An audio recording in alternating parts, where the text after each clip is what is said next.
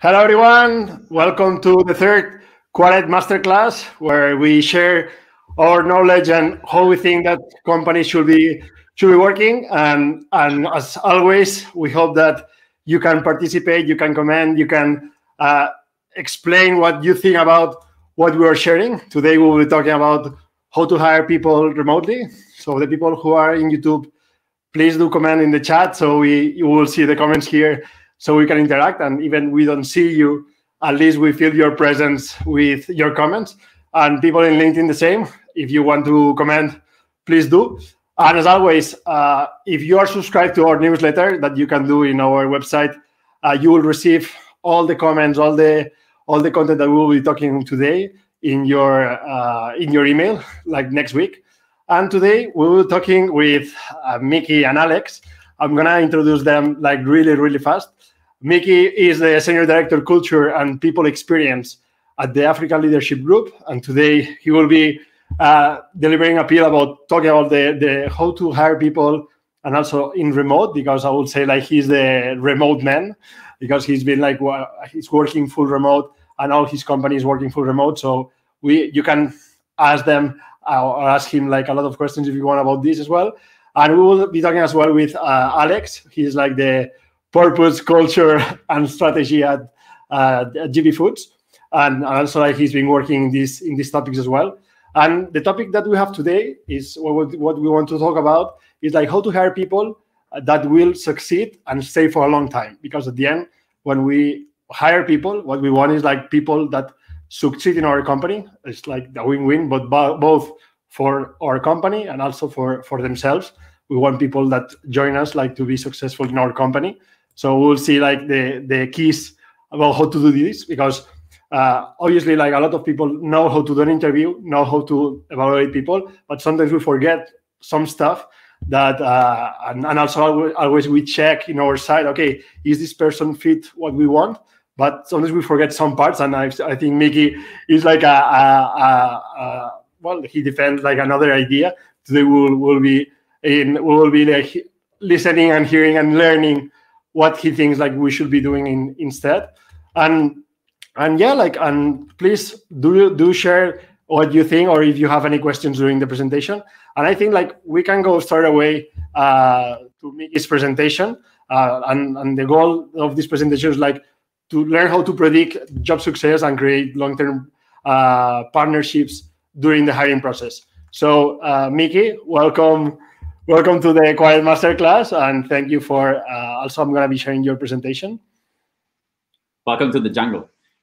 Hello, everybody. How are you? Hopefully, we can share some insights that you guys can apply. Tony, if you want to give us some context first and tell everybody how this part that we're talking about today, predictive and relational hiring, how to hire the best and have them stay, fits into the whole Quared framework, that'd be awesome. And then I can take it from there. Fantastic. So yeah, like as we introduced in the first Quared talk that you can check in our YouTube as well, and also like if you subscribe, you can receive the other newsletters where we develop this idea. We created Quared because we believe that we want to transform employees into owners. We want people that work in a company to believe that it's their own company, and we work in this framework in order to achieve that. So as we seen like the first day was like, first we need to know the purpose of our company, why we exist as a company, where we want to go. Then like we talk about the other phase, that is to understand what is the talent that we need, what is that talent, what capabilities and what values do we need in order to attract this talent, to have this talent. Then the next step is like to attract this talent that is matching these capabilities and also like these values with demand recruiting and employer branding that we'll see another day.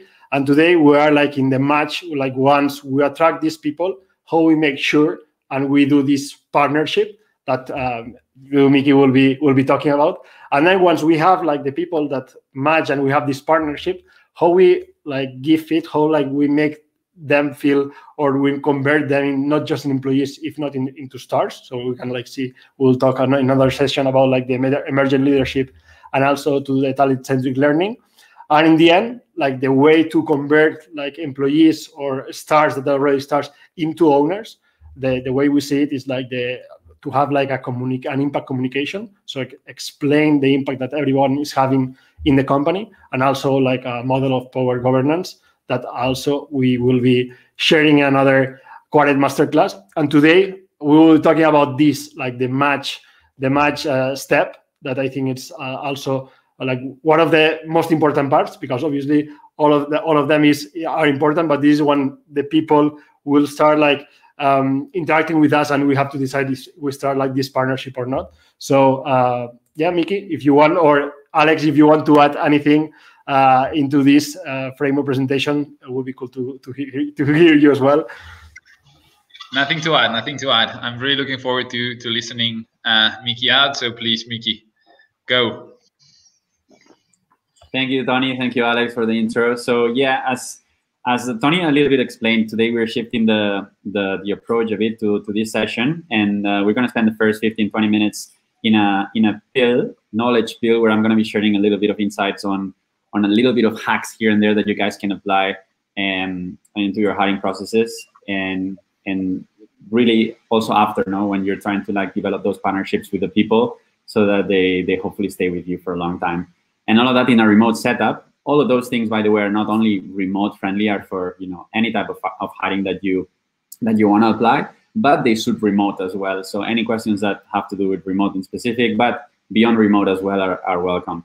So let's get into it. Predictive and relational hiring. Why the name, first of all? Well, I chose these two words, predictive and relational. Predictive because we want to make sure that we're bringing the best with us, not only the best. And we got to make sure that we can predict who will have success with us, because different people have success or may have success in different places. And we want to make sure that we understand who will have success with us. So the first most important thing is to predict job success in the context of our organization. We will see how to do that. And then relational. And relational in sort of like as an opposite, or on the other extreme, from transactional. We don't want to be, getting into a transaction frame where somebody gives us time and we give them money. We want to establish a relationship. We want to establish a partnership. And we know that nowadays, we don't have those 20-year careers that we had before. However, we can still find ways to create something that is beyond a transaction. And we can still find ways to develop this relationship that hopefully can last for many years, even with today's reality and the startup world. So without further ado, we can get into it. Let's get into the predictive side of things first. I wanted to first share a bit on why, and why we need to predict who will have success in our organization. And I think that just by listening to Tony Saik, who's the founder of Zappos, Zappos has a lot of fame because Zappos became a very good example on a strong culture that was then, many people followed some of their advice on how to build a very strong brand around a really strong culture. And there's even this book called Delivering Happiness that the founder, Tony Saik, this guy wrote. And he gives us, in this video, 10 seconds, a clear reason why we need to predict job success. Let's listen to him. Biggest category of mistakes is in hiring. If you add up the cost of our bad hires and the bad decisions they made, and then they in turn also hired more bad hires, and this whole domino effect over the past 11 years, it's probably cost the company well over $100 million, and that would otherwise just be cash in our balance. So that's it. You don't have to be very, you don't have to go much deeper into it. Just, these guys in 11 years, $100 million was the cost of hiring bad people for the context of their organization. Because as he says, you hire bad people, but that doesn't stop there. Then there's a chain effect where those bad people or bad fits hire more bad fits, and then this becomes massive, and then it's really difficult to stop. So that's why we need to actually hire the best people for our context and predict job success. Now, the first thing that I wanted to talk about is the tools. So you should use tools that allow you to check for the things that matter. And here's an example of the things that matter for someone like Elon Musk. For Elon Musk, what's important is to find out, did they build something really impressive? Did they win some really tough competition? Did they come up with some really great idea? Did they solve some really tough problem? And sometimes it's difficult to understand whether they have the capacity to solve or come up with a great idea or solve a hard problem by just using the typical interviews or unstructured interviews that everybody uses. No? So let's use the right tools if we want to get the right answers, if we want to find out about the right information. So let's go into what some of these great tools can be. I wanted to talk about job simulations. So job simulations are king. Interviews are terrible ways to hire people. Yes, you heard it here first. Interviews are terrible ways to hire people, oftentimes. So job simulation, what is a job simulation? A job simulation is when you give a candidate a part of the real work. You give them an exercise, an assignment that resembles the real work that they will be doing. And then they go ahead and do it. The best job simulation is when you bring that person with you for 1 month into the company, and then this person works for you, and then you see it. That sometimes is very difficult. So you give them an assignment. You give them an assignment that resembles the real work. It must be real, it must be fun, and it must be challenging. So why is good? Why is this good? Well, first, because they are the highest predictors of job success. Second, because if they go through it, it's because they really want to work for you. And third, because it gives the person a chance to see the real work. So it's not just like imagining, they actually do it. So it's the best way to assess and to correct their expectations as well. And why not interviews? Well, because interviews, and I'm sorry I'm going to say it like that, interviews favor extroverts and liars. Liars in the sense of like people who tell you what you want to hear. So if I'm very good at doing that versus somebody who is more talented than me but is not very good at doing that, I might be biased towards hiring the first person. Number two, interviews do not fully illustrate how the person will perform in the actual job. And number three, interviews create a space for you to be biased. If I see somebody, if I'm interviewing Alex and I see some similarities between me and Alex because both went to the same school or we played handball, well, then I'm going to be biased. I'm going to like Alex more, and I don't even know why. So for all of those reasons, we should, up to a point, avoid interviews. So then what can we use? This is the predictors of performance of during an interview, during a hiring process. As we can see here, interviews are not always bad. Unstructured interviews are bad. And by unstructured interviews, we mean interviews where I'm going to the interview with not a really clear set of questions that I'm going to use. I don't have rubrics on how I'm going to evaluate those questions. I'm just there. I'm just there. I have my ego. I think that, I really can tell good from bad. And oftentimes that's what happens. I know my job. I know the kind of person I know. I'm just going to go to the interview. And then what happens is that it's not only you who's interviewing for that hiring process. It's many more people. And then if we don't all use the same type of questions, if we don't bring some structure, then the experience that the candidates get is really different. And the way in which they are evaluated is also very different as well. So what can we do? Can we use interviews in any way? Yes, we can. So structured interviews have a 0.51%. So it's really, you're doubling the efficiency of an unstructured interviews if you actually bring some structure to your interview. So you can interview, yes, but bring some structure to it. And when you see assignments, that's what we talked about. These are the job simulations. These are the real types of, the real work that you share with the person and you have them do in their homes. You don't have them do a, real-time business case like in consulting many times. You can just like give them a real piece of work and let them do the work. Let them do research. Let them figure it out and let them deliver it to you, and then you assess it. So now let's get into structure. So we assess the tools. What tools can we use? Now, the second component of actually predicting, first is using the right tools. Second is bringing structure. But not only in the interviews, you can bring structure along your hiring process. So first of all, the shortlisting scorecard. This means that when you are sourcing people, which by the way, at the beginning when I started with hiring, I thought that sourcing, I can't just delegate that. It's not that important. I'll focus on something else during the hiring process.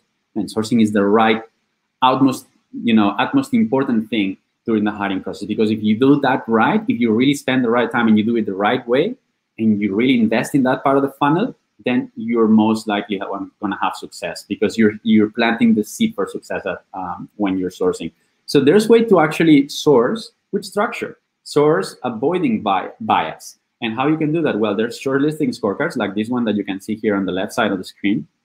And these scorecards allow you to check objectively the essential things and the nice to have things that a candidate must have for it to be a good candidate for that hiring process. Then on the right side, you have a real example of an interview card that LinkedIn uses. So what LinkedIn does is they know what types of mindsets or skills they want to assess in a given hiring process. Well, they create an interview card. So then in this interview card, they add the behavioral questions that they're going to use. Remember, behavioral questions are good at predicting success because they use past behavior of that person to predict future success. So they add behavioral questions into the interview card, and then they add some rubrics. They add some evaluation criteria, as you can see on the right side, and they give you an example of a strong response indicator and examples of weak response indicator. So whoever comes to do that interview, not always is going to be you, it's going to be someone else. There's going to be 10 people interviewing for that because it's got to be a common effort. They're going to do it in the same way. So we bring in structure. Okay, and after structure, after the right tools, and after bringing the right structure to the tools, what is the third pillar? What is the missing piece? Data. As you can see here, there's two blocks here, or two departments gathering data. First, there's talent acquisition on one side, then there's people operations on the other side. Talent, let's just summarize it like this. There's other departments in different companies. Let's summarize it like this. When we're talking about candidates, talent acquisition, when we're talking about people ops, employees. Sorry, I'm talking about employees, it's people ops. So let's have them both start to measure. Let's have like, okay, we have current employees. No, what can we start doing tomorrow? Okay, so if you already have employees in your company, measure how engaged they are. There's many ways to do that. And measure how well they're performing. Measure what are their leadership skills. Measure what is the average tenure that you have for those employees. So once you know for a person, for everybody, how well they score in these things, you can start to build patterns. You build patterns in this side of the equation. Now let's go to the other one. When you're hiring, obviously, you're hiring for specific backgrounds. You can do psychometric tests, which, by the way, if we go back, we will see that cognitive ability is the second best predictor of job success. So you want to be also analyzing cognitive ability of that person. Then you want to assess capabilities or skills. You want to assess values, mindsets. And you have those two wheels spinning. We're starting to measure data on both sides. And the magic happens when we break this wall that you see in the middle of the two. And when these two parts start to talk to each other. And you're going to have systems that are on the left side, like Greenhouse and other Lever and other ATSs. You're going to have systems on the right side, like Bamboo HR and other like HR information systems. And then you connect them and you have them speak to each other, and then you analyze. You can even download data, and then you do analysis, and you start to understand, okay, so the people who got this score in this cognitive ability test are scoring like this in engagement and like this in performance. Okay, how about the people who score high in team collaboration, who score high in customer obsession? Then you start to understand what are the most important data points for you to analyze, and then you implement into the hiring process, because you know that the people who score high in those things, they're going to be engaged in your company, they're going to perform well, they're going to lead well, so they add others into performing well, and they're going to stay for a long time. So that's data. To finalize data, some examples quickly of bad predictors, weak predictors, strong and key predictors. Bad predictors, first impressions, gut feeling, avoid that. Even if you're the best of the best in what you do, avoid that. And those people who say, in the first 2 minutes of the interview, I know exactly if I'm going to hire that person or not. Well, you're doing it wrong. You should at least wait until 30 minutes, listen, and then start to make your decisions, because you may be wrong. That person might be introvert. That person might be the worst at explaining him or herself. So wait for it. With predictors, quantity of experience, hard skills is not here, but whatever they studied, if they studied in, I don't know, Harvard or whatever, and all those are weak predictors. So when I say weak predictors, like the link between those and their future success is not that strong. Then strong predictors, achiever track. And by that, I mean, is that person a top performer? And you can see that on a LinkedIn page. It's not that difficult. You can see cues of that. Are they, instead of having a lot of information in their LinkedIn, do they have metrics on what they help improve? Well, that is a top performer. Values and mindsets, motivation. And by motivation, we mean like, do you see something that links their personal passions and motivations or purpose to the one or the things that we're doing in the company? If you see some links there, you're going to get motivation. If you get motivation, you're going to get performance, engagement, so many other things. And key predictors, cognitive ability, emotional intelligence, and conscientiousness. Cognitive ability because it means that these people will be able to learn well. They will learn fast. It doesn't matter if they have experience or not. They will learn. They will innovate for you. They will be creative. They have this capacity. Emotional intelligence, are they leader material? The most important thing to be a good leader is to have emotional intelligence. And why is that important? Well, because then you not only perform well on your own, you actually bring other people to perform well with you. And finally, conscientiousness, which means capacity to execute, to be accountable, and to be an owner, actually. So get shit done. These are key predictors. And now moving along. This is a remote example of a hiring system in which all of those things that I just talked about fit together. So you can start and you can add you can test in a psychometric assessment. You can test for cognitive ability and EQ. Okay, that could be the first. I'm not saying this is the right only approach. This is an approach. Then you can mix the pieces the way you want. So you have that. Then one thing that we do at the African Leadership Group is the bulk motivation session. We do that on Zoom. So what we do is we bring everybody who we sourced along.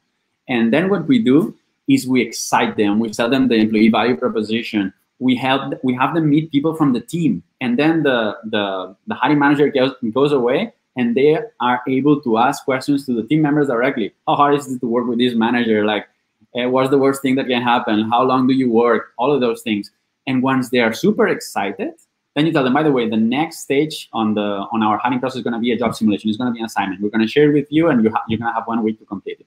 So after you engage them, then you can share this assignment. So then we share this assignment, job simulation. They do it over, we send it over Greenhouse, which is our ATS, and then they do it at home and they submit it really easily. And then Google talks about 4 interviews as the right number of interviews to predict job success.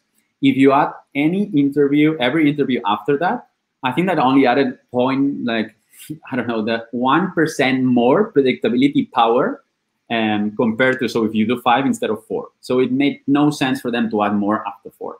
And then once you have the job simulations that you know that are super well predictors, you have the psychometric tests on general cognitive ability that you know that is a great predictor, and you do 4 structured interviews, the combination of these 3 things are great predictors. You try to correct your bias even further. And how you can do that? Well, you can add reference checks, which can be done remotely as well, and you can have the calibration. So what you do is you have a hiring committee that kind of like double checks the final.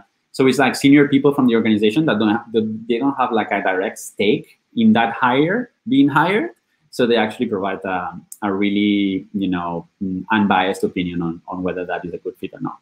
And that's it. That's an example on how you can all fit it all together. But remember, you gotta have the right tools. So if you're using the wrong tools, you're going the wrong direction. You gotta add structure to those tools, and then you gotta just hire some data people for hiring. It's gonna change your life. And that's that. And the last thing I'm gonna say around predictive is set the bar very high. Like, you want the best of the best. When you're predicting, predict success, but not a little bit of success. Predict a lot of success. You want to have the best. This is an excerpt from the Amazon Stakeholders Letter in 1998. And Jeff Bezos was telling all of the employees, before you hire someone, make sure that you respond these 3 questions. Will you admire this person? Will this person raise the average level of effectiveness of the group? Meaning, if people should say, oh my God, I'm lucky I entered today, because if I enter like 5 years from now, the bar would be so high, I don't even know if I would make it. And then finally, along one dimension, might this person be a superstar? Everybody should be like a genius in something. It doesn't matter. No? So set the bar very high. And now let's get into the relational. Okay, so now we predicted who's going to have success. We predicted that, okay, we hired the best. I promise you that this person is the best that we can hire. Okay, now let's make sure that they doesn't leave in 2 days, or not 2 days, but 2 months or 3 months because somebody else is paying them more. Okay, so how can we do that? First of all, setting the bar high, as Jeff Bezos was telling us, is good in itself, because of course you're bringing the best of the best. But at the same time, it's also good for something else. It has a side effect. When you focus only on the best, your hiring funnel is not fat. You don't have 100 people coming into your hiring funnel, and then you're like, oh my God, I need to screen all these people. Oh my God, I have 20 people in this stage and 50 in the other stage. No, you cannot build any relationship like that. It's very difficult. Whereas when you go only for the best, then it's really lean. You have a very lean hiring funnel on top, so that you can do what in account-based marketing that's what they do. They're really selective in the accounts that they want to go for. So it's called fishing with spears, no, in this metaphor. And then you go for that, and then the magic is that you can then work on that relationship really well, because you only have 10 people, 15 people in your hiring process, and then you can really make it personal, and you can really invest on the relationship starting at this point.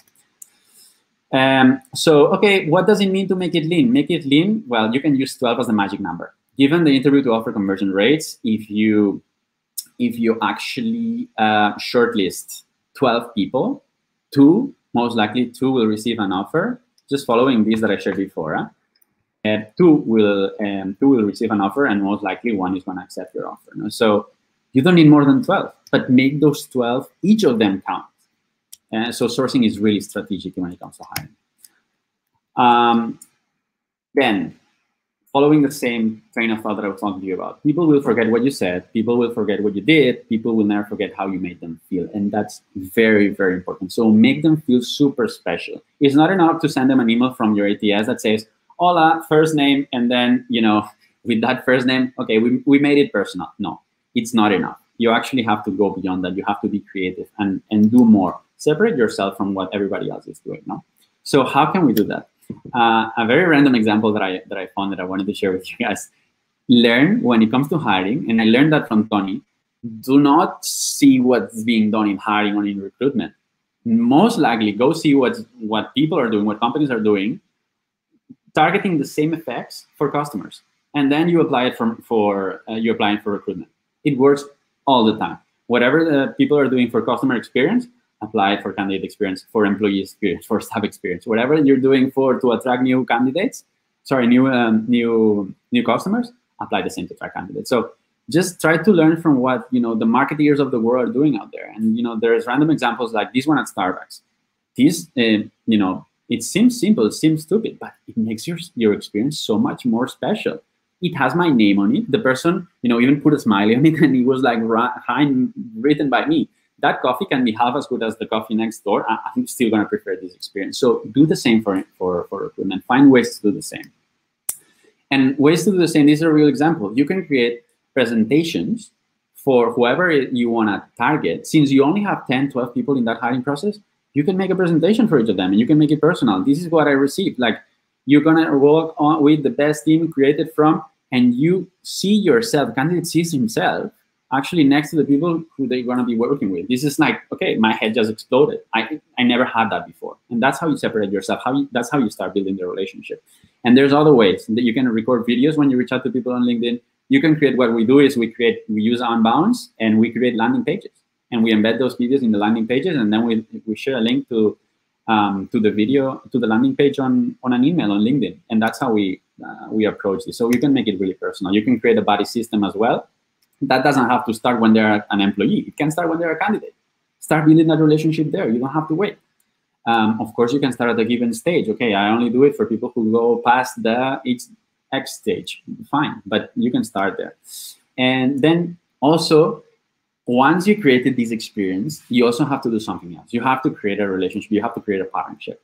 So you can learn from nature. Symbiosis. This is what ants and acacias do. Ants get food from acacias, which is a big plant. I don't know where you can find them, maybe in Brazil. And then acacias get protected by the ants, because the ants eat some herbivores that attack the plant. So that's a symbiosis. I get something from you, you get something from me. It's a value relationship. It goes both ways. There's not one of them who has a contract with the other and is more important. And no, they're equally important. So that's what you should try to apply to recruitment. Avoid the transaction. You don't want a contract that say, okay, you're going to do this, this, this, and this because I tell you to, and I'm going to give you money in exchange of your time, period. You don't have anything to say, sign here, I'll see you next week. You don't do that. What you want to do is try to create an agreement. Don't even call it contract. Well, you have to have a contract legally, but beyond that, create an agreement and design it together. Okay, this employee, this is what I need. I'm hiring this.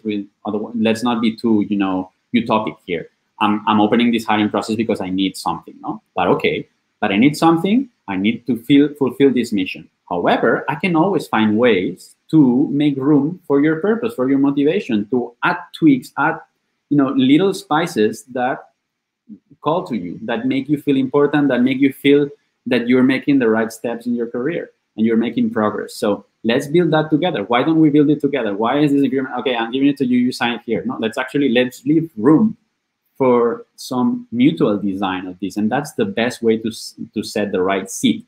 And then if we follow LinkedIn advice, we're gonna enter the world of tours of duty. And this means that, okay, we started like this, but we're gonna review this after, imagine, 2 years, and then we create a new tour of duty. And that's how we get people to stay for a long time. Because people want to shift careers, they wanna learn new things, they wanna learn new skills, new mindsets, work in different things. So we gotta create several careers within one organization. That's how we do it. Okay, but now this person, that's my case. I was director of talent acquisition, and now I'm director of people experience. Well, they created a new career for me. I stayed for 2 years, and now I'm gonna stay for maybe for 2 more doing this. And then after 2 more, we're gonna sit again. It's like, okay, what are you interested on? What do you need company? What do you need employee?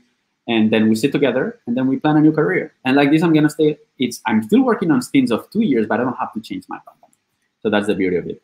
And finally, new approach. Really, really good. That's an advice that I always give. Good, fast, and cheap. Normally they tell you, good, fast, and cheap, pick 2. Can we pick 3? Okay, let's go to it really quick. Fast and good, headhunting. You hire a headhunting firm, you're gonna get good people, and you're gonna get them really fast because they have a database. But it's not cheap, I'm telling you. You have to pay a lot of money to get a headhunting firm. So that works for one role, but when you scale that, well, it gets messy. Fast and cheap. You can post in job boards, posting info jobs, posting whatever job board you prefer. Conversion rate in a job board, normally it ranges from 2% to max, 10%. And then you're going to have your team screening, and getting demotivated, getting burned out because they get wrong people and the wrong person, and they keep doing this routine task all day. They don't add value. So that's what you do. It's not good. It's fast and cheap, but you don't get good people. Or if you get good people, you have to screen 500.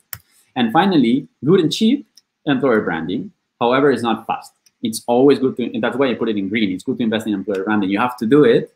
However, it's not going to be fast. So in parallel, you have to do something else. So can you get something that's good, cheap, and fast? And if yes, how? So then to do that, there's the Google way. And we're going to talk about it more in the future. And we're going to talk about it more in the newsletter. But what Google says, and this is in the book, by the way, Work Rules by Laszlo Bock, ex-Google SVP of People Ops, create your internal talent agency. Here, where it says not cheap, the headhunting, create your own headhunting firm inside the organization and have your people stop screening, stop posting on job boards, and actually find the best people through LinkedIn Recruiter. There's many ways to become really strategic about sourcing. Focus a lot into doing the sourcing right, and you're going to save money, you're going to enhance the candidate experience, and you're going to make better decisions because you have more information about what you need. And finally, hiring culture. Google, before they reached 20,000 employees, every employee, every Googler dedicated between 4 and 10 hours to hiring. And you can be doing culture calls during the hiring process. You can be referring candidates. It can be many things. But that's the most important thing that everybody has to have in their minds and in their priorities and the OKRs. Everybody has to have something about hiring because that's how you scale a company. It depends on what stage you are. No? But if you're scaling, that's the case. And so today, that's the last slide. What should my talent acquisition team do? Well, stop doing so much screening, stop doing so many interviews, because that can be split with the whole rest of the organization and the hiring teams. So much screening, stop doing so much posting, and invest in sourcing. Instead, invest in doing strategic sourcing. There's a guy called Glenn, I forgot the last name now, I'll share on the newsletter as well. This guy takes the sourcing game to a next level. It's unbelievable how you can actually use the tools that you have in your hand today to find the best. And then spend time delighting. So the people in recruitment should know how to delight. And the people in recruitment should know how to measure things to actually be able to predict. So bring in more marketing, bring in more operations to keep structure, and bring in more data analytics to actually predict and have people predict who's going to be the best and have people stay for a long time. And that's the end of it. Sorry if it took me a little while, but I wanted to share all these things. Thanks so much, guys. Open it up to the rest. Fantastic, thank you, Mickey. I think I will have to rewatch again all the slides because they will have so much value in all of them, because I think you touch different aspects of the hiring process, and also I want to invite people if what they think about it or if they have any questions about how to implement this. And But well, I have different takeaways, but I want to ask you many questions about it, and also like I want to hear what Alex has to say. But I think that the last framework you show before the last slide, like the time and quality and stuff, I think one of the biggest pains or the biggest blocks that recruiting have like is the time. Like always there's like this position is for yesterday, we have to go fast, and what you were explaining is against this, because like you have to take time. And also like how do you, like, since I know that recruiters always, because when I teach inbound recruiting, they always say like, yeah, but we have to do it now because I don't have time to do candidate so now we are like, okay, we want to switch the process. We have to do sourcing. We have to build this experience. We have to bring more people into the interviews. So how do you, or what do you recommend to people like that they have this time issue to convince them that they should be investing into this?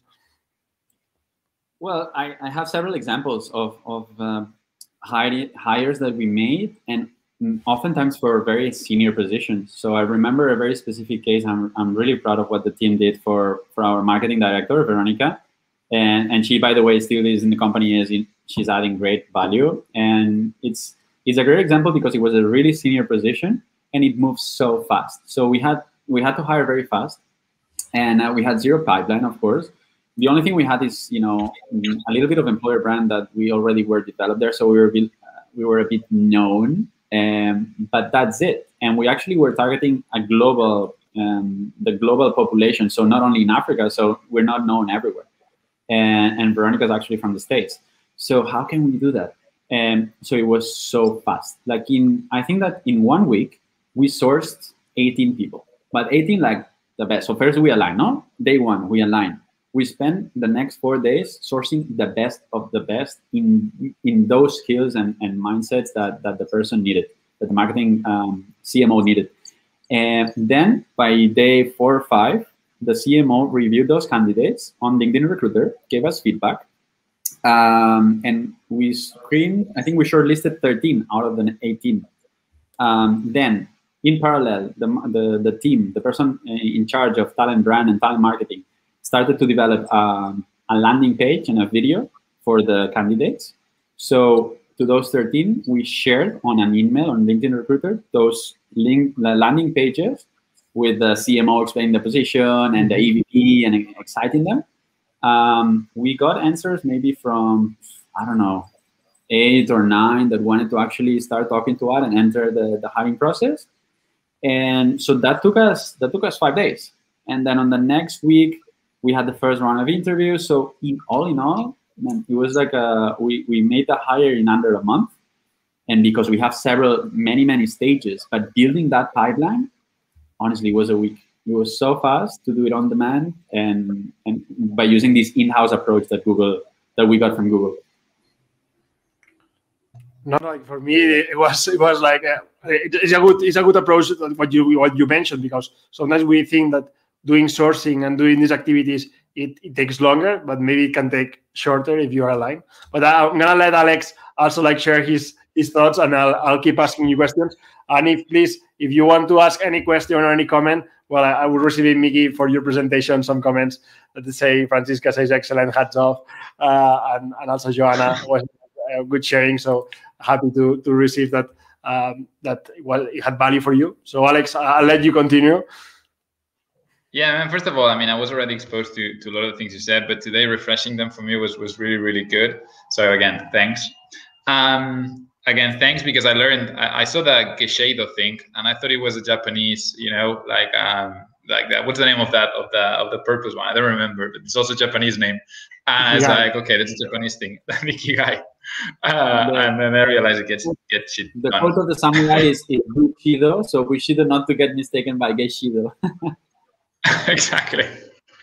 Excellent. One question that I've been revolving around, which is, and I think you spoke a little bit about it at the end, but it's what is the specific role of leaders, of managers, let's put it in an easier way, of the organization along the overall hiring process? Because I think there's a little mix in between that understanding. No? So a lot of organizations are trying to push even the managers to get into the hiring. Some of them don't get the managers until the last bit of the process, and then 90% of the process is done by the HR teams.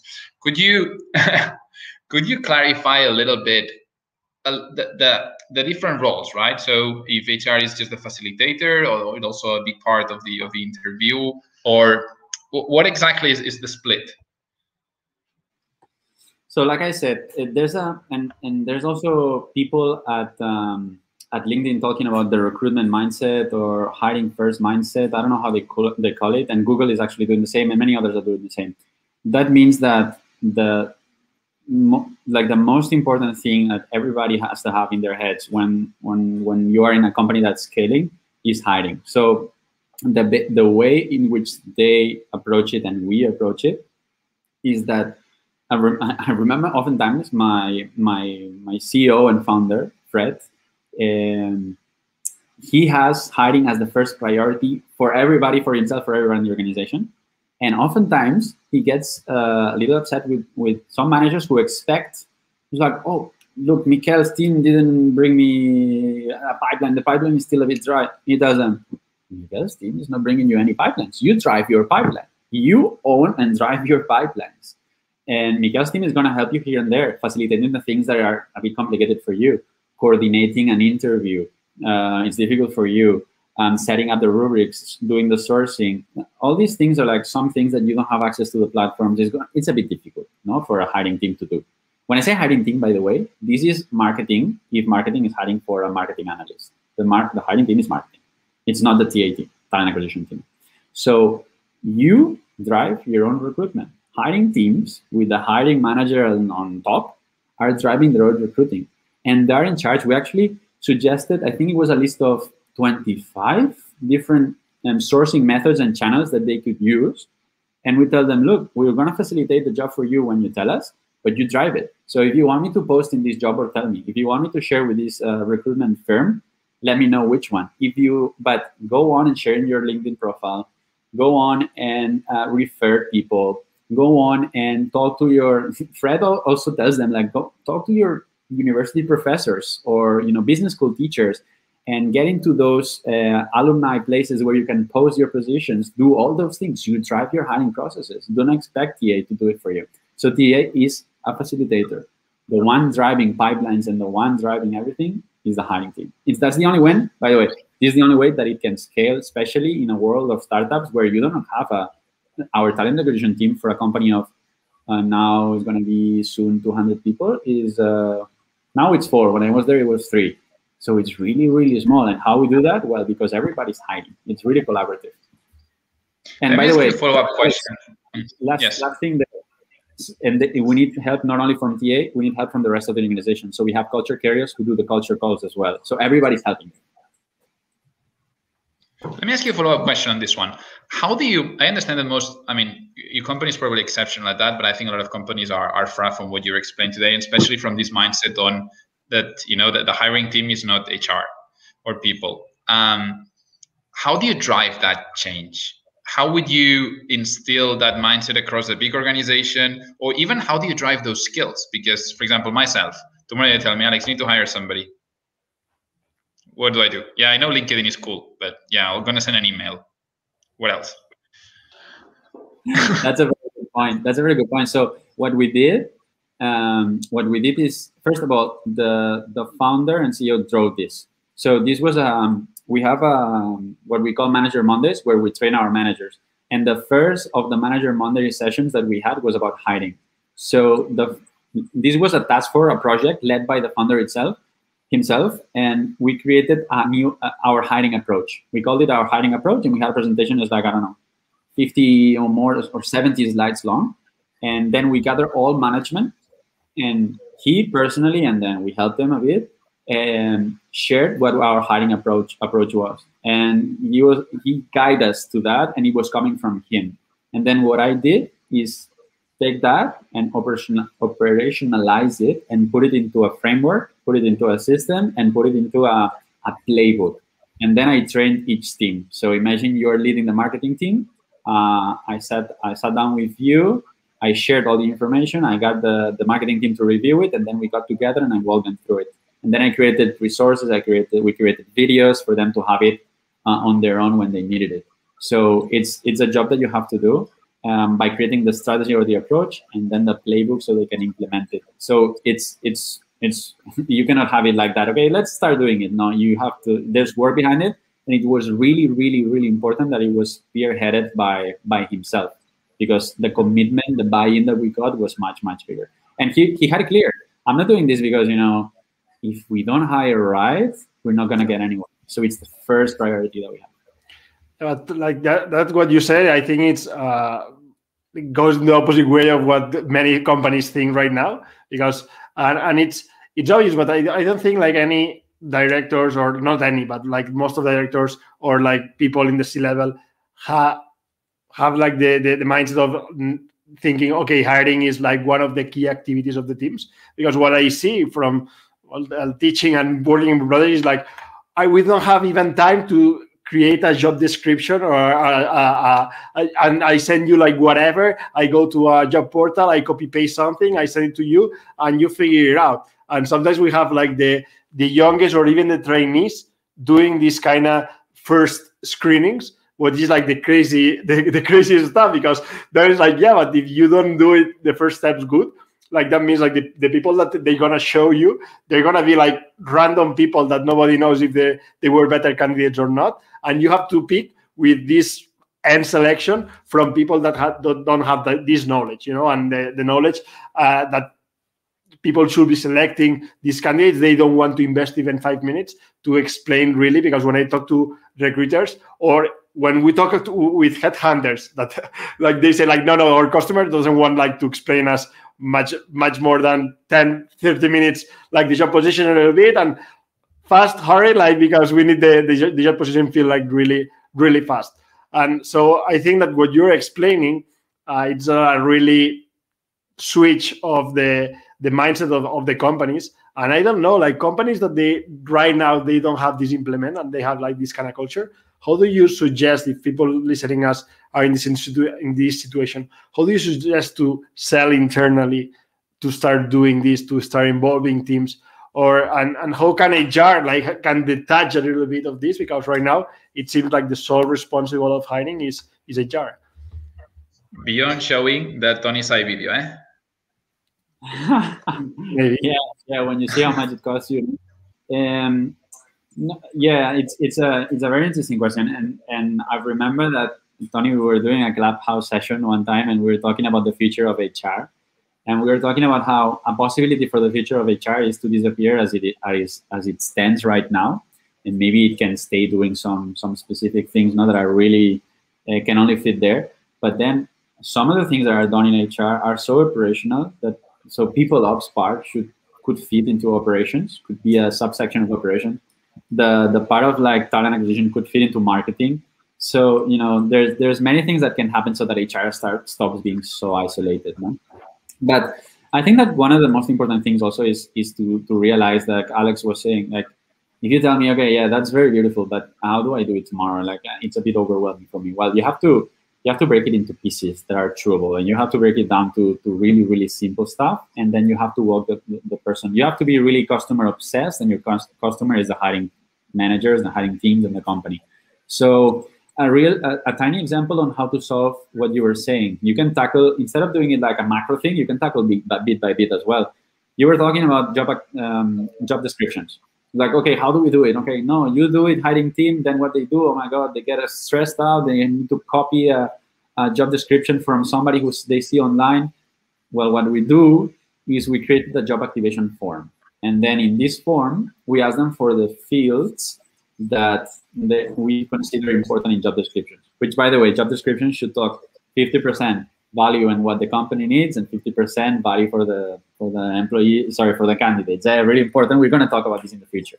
But so whatever we need, we want to add in that job description the employee value proposition. We want to add the mindsets that this person needs for this job. We want to add, we have spaces for them to share this, but in a really simple way. They don't have to format it. They don't have to think about, no, they just share these in these little boxes. They put the text there, and then we format it for them. For us, it's super simple because we know the format, we know the structure, it's copy paste, it's ultra simple. But when you leave them alone with the task of like, hey, create a job description, they're like, oh my God. So you gotta make it, think about them, think about their experience. It's not like they don't do things because they don't want to. It's because it's hard for them, they don't know how to do it, they never did it. And you have to help them, you have to go hand by hand, give them support, train them, and give them little tools, templates that can actually be helpful. No? So I think that in the future, whenever we put together this Quared online training or online platform or course, these are some of the little kind of like tools that we can share with people so that they can implement in their companies, because it might be a bit overwhelming.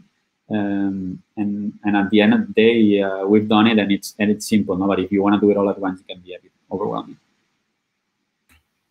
Yeah, but we see a lot of what it makes sense is like the best companies, the companies who admire, like they are following this path of like hiring and having this kind of selection process. We know that the other day I was talking to a friend that now is like, he was in the interviews with Airbnb, and he was explaining me the different interviews. Sorry.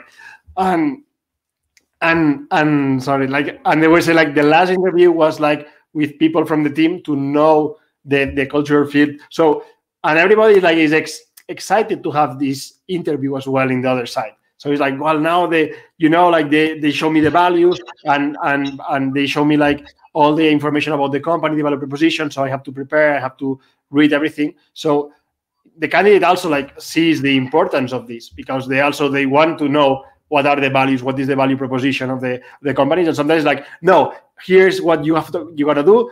Interview, and the candidate is like a beggar, like, please give me the job, I'm gonna answer you whatever. And I see like people training how to answer this question in a job interview, how to do this in a job interview, what to say in a job interview. And it's like, it's more preparing the interview than not like fitting to the job that you want to do. And I think that that is something that probably with this job kind of interviews, like job simulations that you were saying, can be solved. And I wanted to ask Miki, this model that you show is for any position, or is more for position, like, because if I imagine blue collar positions, you can apply this process as well? What is your thought on it?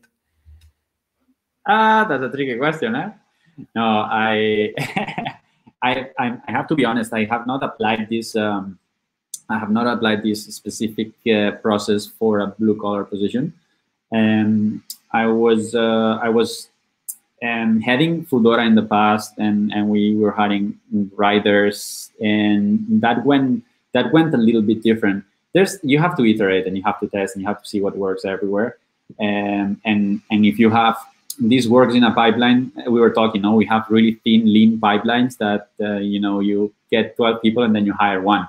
When you want to hire 100, then you need to hire a pipeline of 5,000. That the story changes a little bit, and you have to do things that scale a bit more and that are a bit more automatic. No, so instead of having like you can add different things. You could add like a stage that is a video recording interview where they record themselves. Like you can have chatbots. There's different approaches. Not necessarily exactly what I said applies to blue collar, but with little tweaks we could find the ways to apply it to blue collar. For everybody else, I think yes. We apply it the same way for really entry-level positions, and as to really senior, like I said, that director of marketing, for instance, positions. Sometimes, if there's a new market where you don't have a lot of experience, or there's a position where it's really difficult to source for because it's really technical, it's developer of this program, that for that person sourcing is going to be very difficult.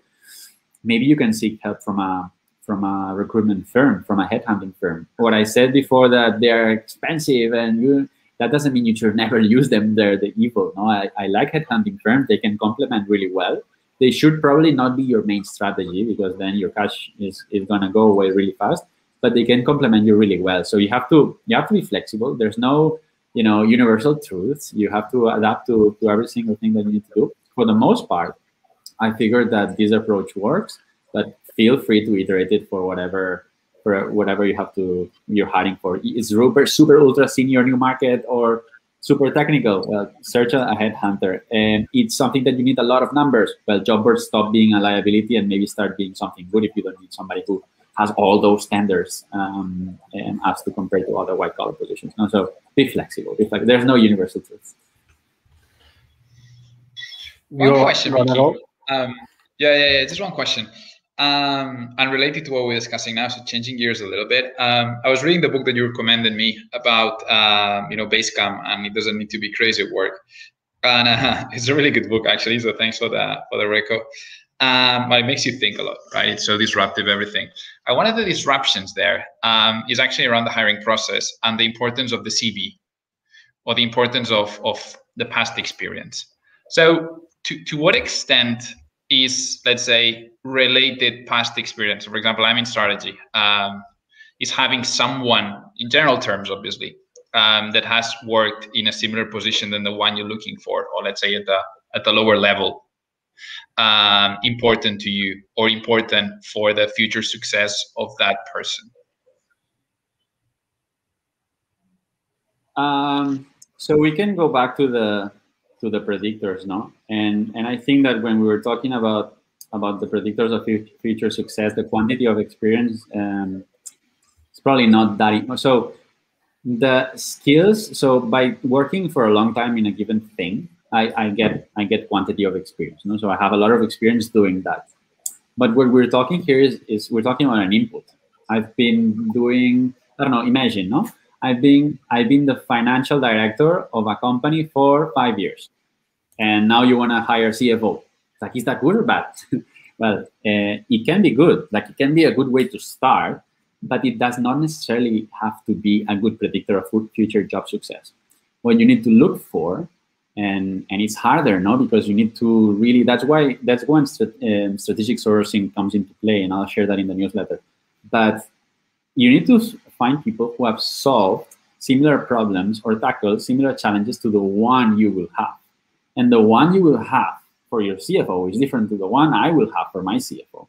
So imagine a CFO comes to my company, and my company has $5,000 in the cash, in the bank. And I'm going to need somebody who has been dealing with critical cash flows and who has been able to make companies thrive and rescue companies and make them thrive after dealing with these delicate cash flows. And so I want to make sure that the types of companies that this person has worked for are not ultra big multinational companies, because then it's very possible that this person has 10 years of experience as director of finance, but doesn't really know how to do what I want them to do or I need them to do.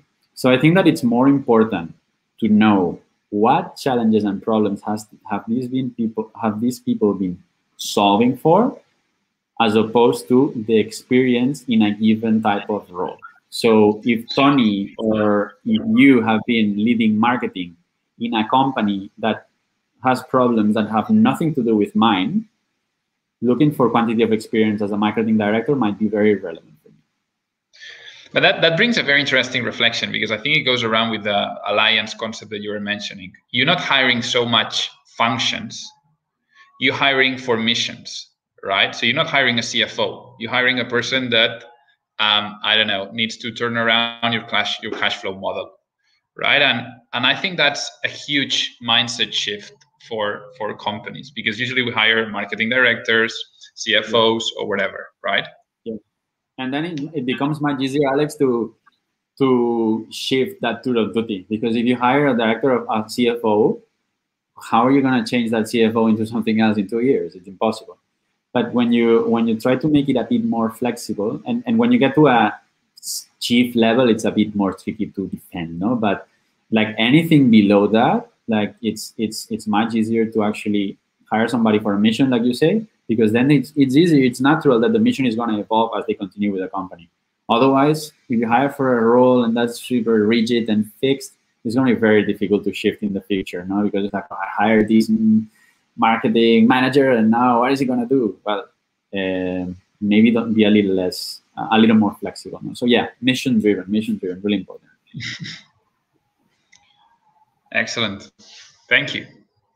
If you guys want, Tony, do you want to share before people call it a day our little survey? I want to know how I did. I want to know if people have any feedback, how we position ourselves in the world. I want to know what people think so that we can bring more value in the future.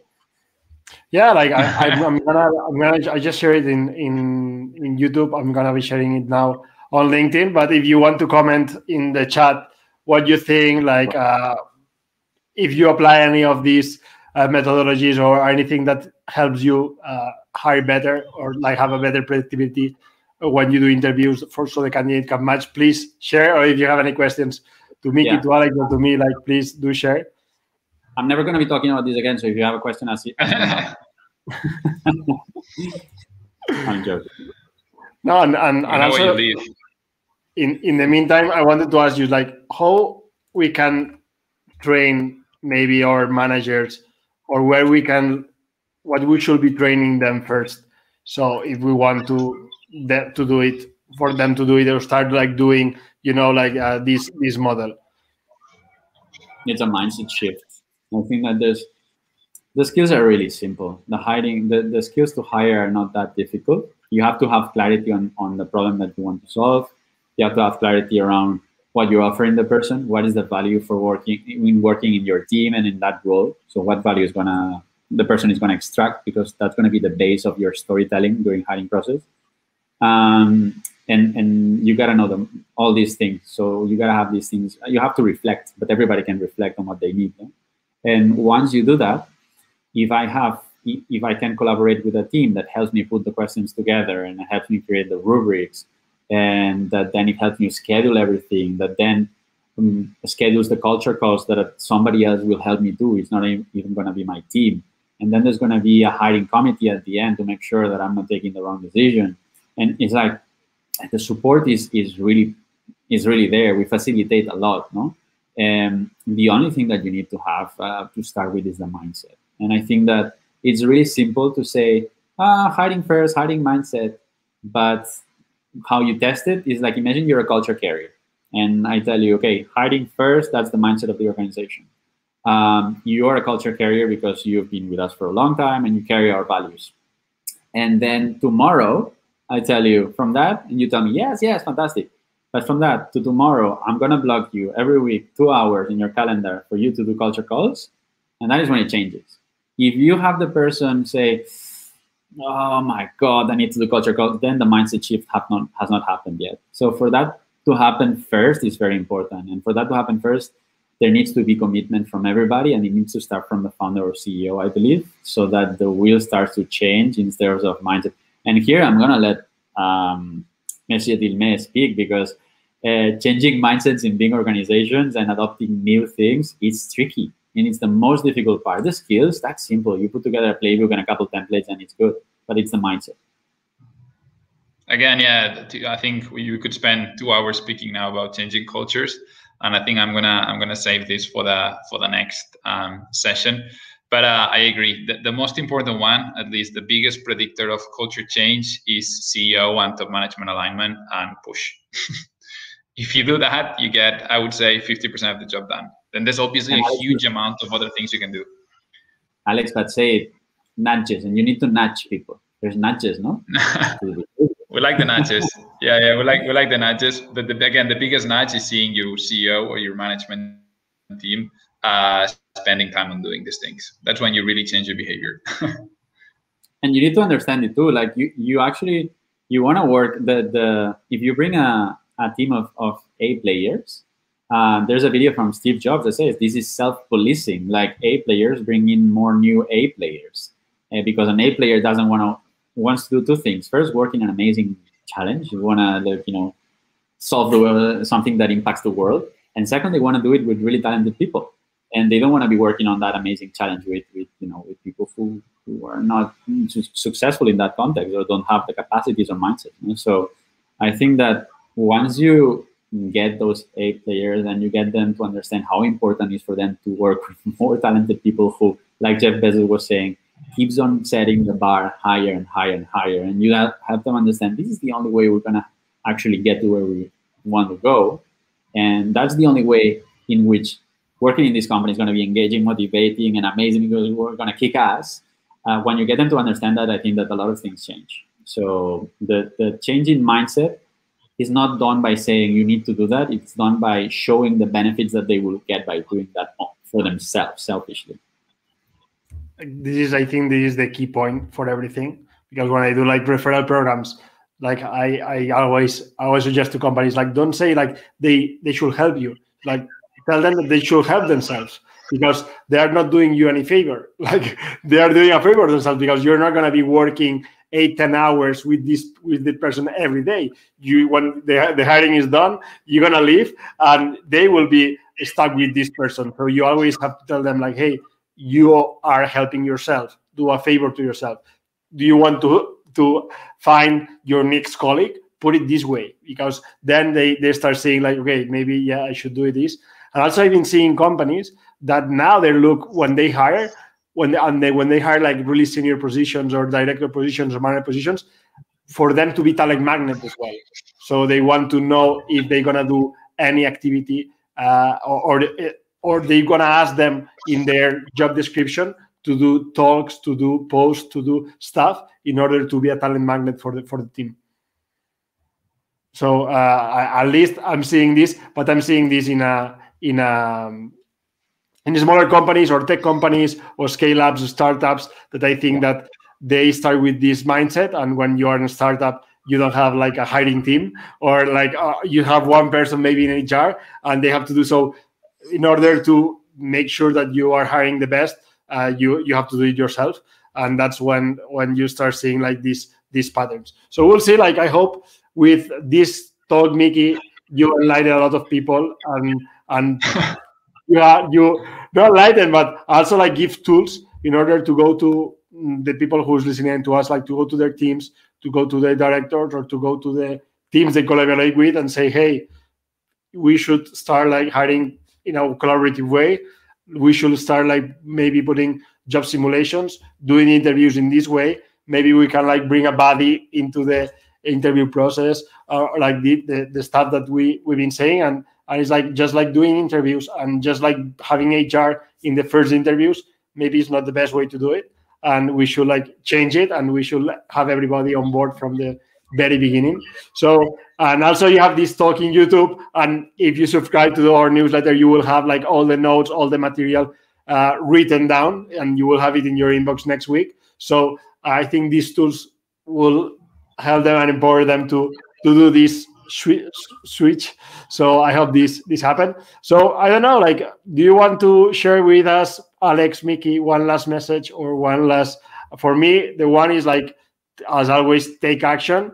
Like, now you have tools, you have ideas, and it's like what you can do tomorrow, maybe to start like going towards this direction if you feel like it's the direction to go. So for me, it will be like, okay, and if you not sure, rewatch the talk or rewatch Mickey's spiel and see what you can implement tomorrow. That I think is the best way to at least write down what you take from this talk, because if not, we assist to talks, but we don't take action. And the most important part, and I think to achieve our purpose as well, is people to take action by themselves. So yeah, that will be my message.